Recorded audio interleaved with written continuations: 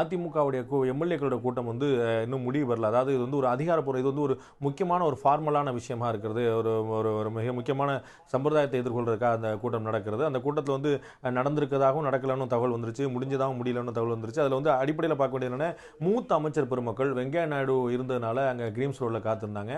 மூத்த அமைச்சர் பெருமக்கள் வந்து வந்த பிறகு தான் அந்த கூட்டத்தை பற்றி அதிகாரப்பூர்வ ஃபார்மலான மீட்டிங் வந்து நடக்குது. இந்த கூட்டத்தில் வந்து ஏற்கனவே வந்து அவங்க எல்லாருமே காலையிலேருந்து அத்தனை எம்எல்ஏக்களுமே, அதிமுகவுடைய எம்எல்ஏக்கள் 136 பேருமே, அத்தனை பேருமே ஒற்றுமையாக ஒரே குரலில் தான் இருக்கிறாங்க, ஒற்றுமையோடு இருக்கிறாங்க. முழுமையான தலைமையுடைய முடிவுகளுக்கு, உத்தரவுகளுக்கு கட்டுப்பட்டு மூத்த அமைச்சர் பெருமக்கள், மூத்த தலைவர்கள் என்ன சொல்றாங்களோ அதை கேட்டுட்டு தான் அவங்க வந்து செயல்பட்டு இருக்கிறாங்க. காலையில் 11 மணிக்கு நம்ம வந்து அப்போலோ மருத்துவமனையில் எல்லோரும் கூட்டப்பட்டு எல்லோருக்கும் வந்து ஆலோசனை நடத்தினதை நம்ம பார்க்குறோம்.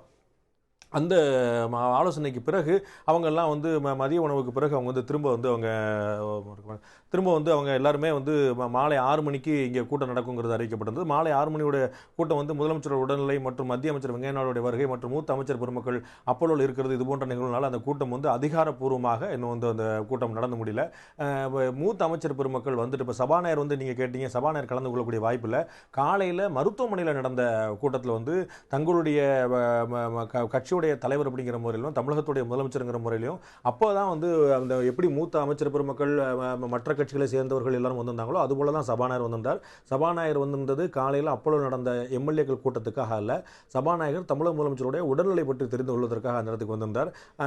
அது காலையில் நடந்த கூட்டம். மாலையில் வந்து எம்எல்ஏக்களோட கூட்டம் அதிகாரப்பூர்வமாக நடக்குது. அப்படிங்கிறனால அந்த எம்எல்ஏக்கள் கூட்டத்தில் அவர் வந்து அதிமுகவுடைய எம்எல்ஏயாக தொடர்ந்து கருதப்பட மாட்டார். எப்போது சபாநாயகர் வந்து அதிமுக சார்பாகவும் எதிர்க்கட்சிகள் வந்து ஒருங்கிணைப்போடையும் வந்து சபாநாயகராக தேர்ந்தெடுக்க அப்போதே வந்து அவர் வந்து கட்சி சார்பற்றவராக மாறிவிடார். அதனால அந்த அதிமுகவுடைய எம்எல்ஏக்கள் கூட்டத்தில் அவர் கலந்து கொள்வதில்லை, கிடையாது, எப்பயுமே கலந்து கொள்வதற்கான வாய்ப்புகள் கிடையாது. அதுபோல தான் மாலையில் ராயப்பேட்டையில் அதிமுகவுடைய தலைமை அலுவலகமாக இருக்கக்கூடிய ராயப்பேட்டையில் நடந்த கூட்டத்தில் தமிழகத்துடைய சபாநாயகர் திரு தனபால் அவர்கள் கலந்து கொள்ளவில்லை. அப்படிங்கிறது அதிகாரப்பூர்வமான ரொம்ப திட்டவட்டமான தகவல் தெரிவிக்குது.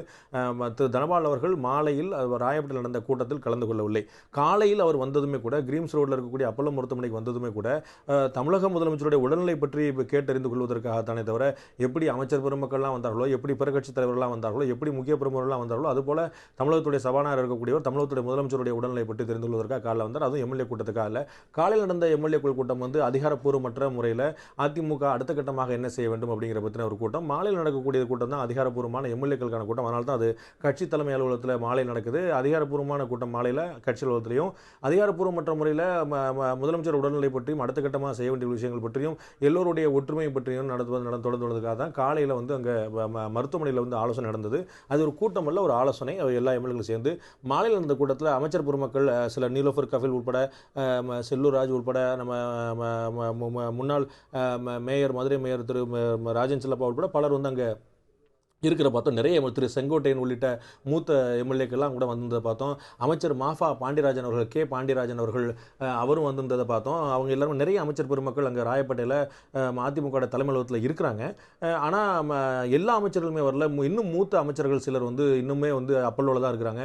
வெங்கையா நாயுடு அவர்கள், மத்திய அமைச்சர் வெங்கையா நாயுடு தற்போது தான் வந்து வெளியே கிளம்பி போனார். தமிழக முதலமைச்சர் உடல்நிலை பற்றி அப்பல்லோ மருத்துவமனையிலையும் அது மாதிரி எய்ம்ஸ் மருத்துவமனையிலும் முழுமையான தகவல் கேட்டறிஞ்சிட்டு இப்போ தான் போனார். ஸோ இதன் பிறகு வந்து இவங்க அதிமுகவில் இருக்கக்கூடிய பிரமுகர்கள், அமைச்சர் பெருமக்கள்லாம் ஆலோசனை எடுத்துட்டு அவர்கள் வந்து ராயப்பேட்டையில் இருக்கக்கூடிய கட்சி தலைமை அலுவலகத்துக்கு வந்த பிறகுதான் இந்த கூட்டம் வந்து அதிகாரப்பூர்வமான தகவலை பெறும். அதிமுகவுடைய சட்டமன்ற உறுப்பினர்களுடைய கூட்டம் மூத்த அமைச்சர் பெருமக்கள் பங்கேற்பதனால இன்னும் அதிகாரப்பூர்வமாக முடியலை. அது வந்து அவங்க வந்து கலந்து கொண்டு அவர்கள் தங்களுடைய கருத்துக்களை பதிவு செய்து அதன் பிறகு அடுத்த கட்டமாக செய்ய வேண்டியது என்ன அப்படிங்கிற பற்றின ஒரு அதிகாரப்பூர்வமான முடிவு எடுத்தப்பட்ட பிறகு அதற்கான ஒரு தீர்மானம் கூட நிறைவேற்றப்படும் அப்படின்னு எதிர்பார்க்குறாங்க. எந்த மாதிரியான தீர்மானம் வரப்போகுது, அந்த தீர்மானத்தில் யார் முன்மொழிகிறா, யார் வழிமொழிகிறா, யாரெல்லாம் கையொப்பமிட்டிருக்காங்க, எல்லாமே நம்ம வந்து இன்னும் பொறுத்திருந்து தெரிந்து கொள்ள வேண்டிய விஷயங்கள்.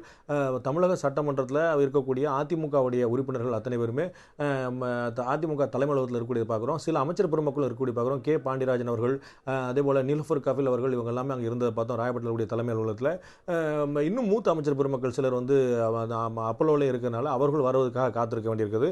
அவர்கள் வருவதற்காக எல்லாருமே காத்துட்டு இருக்காங்க. வந்த பிறகு தான் இந்த கூட்டம் அதிகாரப்பூர்வமான தன்மை பெறும். ஹரி, முழுமையாக அது நிறைவு பெறலை அப்படின்னு நம்ம புரிஞ்சுக்கலாமா?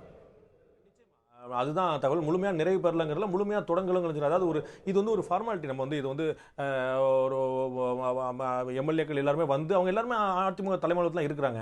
இது எப்போ நிறைவு, இந்த சம்பிரதாயம் எப்போ நிறைவடையும் அப்படின்னு சொன்னா, அவங்க அமைச்சர் பெருமக்கள் எல்லாருமே வந்து அவைத்தலைவர் மட்டும் இல்லாம அங்க வந்து எல்லாருமே வந்து மூத்த அமைச்சர்கள்லாம் வந்து அந்த தீர்மானம் என்ன அப்படிங்கிற பற்றின அந்த தெளிவுக்கு வந்த பிறகு அந்த தீர்மானத்தை முன்மொழிபவர், தீர்மானத்தை வழிமொழிபவர், தீர்மானத்தை படித்தவர், அவங்க எல்லாருமே அவங்களாம் கையெழுத்திட்டு அந்த உறுப்பினர்கள்லாம் ஏகமனதாக அந்த தீர்மானம் நிறைவேற்றப்பட்ட பிறகு தான் அந்த கூட்டம் சம்பிரதாயம் ஒரு ஃபார்மலாக அது முடிந்ததாக கணக்கில் வரும். இப்போ எல்லாருமே அங்கே தான் இருக்கிறாங்க, எல்லாருமே கூடி தான் பேசிட்டு இருப்பாங்க. ஸோ கூட்டம் நடந்து கொண்டிருக்கிறதா என்று சொன்னால் நடந்து கொண்டிருக்கிறதா. ஆனால் ஃபார்மலாக இல்லை. எல்லாருமே உட்காந்து 135 பேர் நின்றுட்டே இருக்க மாட்டாங்க, வேடிக்கை பார்த்துட்டே இருக்க முடியாது. 135 பேருமே அங்கே வந்து கூட்டம் கூடி அந்த தமிழக முதலமைச்சரோட உடல்நிலை, அவருக்கு தொடர்ந்து அளிக்கப்பட்ட சிகிச்சை, முதலமைச்சருக்கான பிரார்த்தனை, எப்படியே நலம் பெற்று வர வேண்டிய பிரார்த்தனை, இது எல்லாமே அங்கே வந்து சட்டமன்ற உறுப்பினர் தொடர்ந்து கொண்டு தான் இருக்கிறாங்க. இந்த மிச்சம் இருக்கக்கூடிய அப்பல்லோவில் இருக்கக்கூடிய மூத்த அமைச்சர் பெருமக்கள் வந்த பிறகு இந்த கூட்டம் முழுமையடையும். இந்த கூட்டம் வந்து அதிகாரப்பூர்வமான கூட்டமாக இருக்கும். அதன் பிறகு தீர்மானம் நிறைவேற்றப்படும் எதிர்பார்க்கப்படுகிறது.